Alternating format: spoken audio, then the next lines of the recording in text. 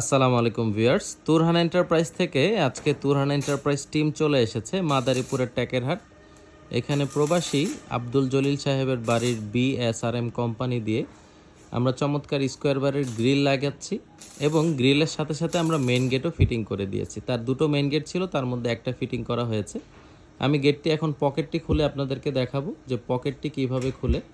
তো দর্শক বন্ধুরা, এটি যে পকেট আছে এটি ঢুকতে ডান দিকে আমরা দিয়েছি, যেটি দিয়ে সবসময় মানুষজন যাতায়াত করতে পারবে। তারপর পকেটটি আমি লাগিয়ে বড় দুপাল্লা খুলে আপনাদেরকে দেখাবো যে যখন বড় মাল সামানা ঢুকবে তখন কিভাবে খুলবে।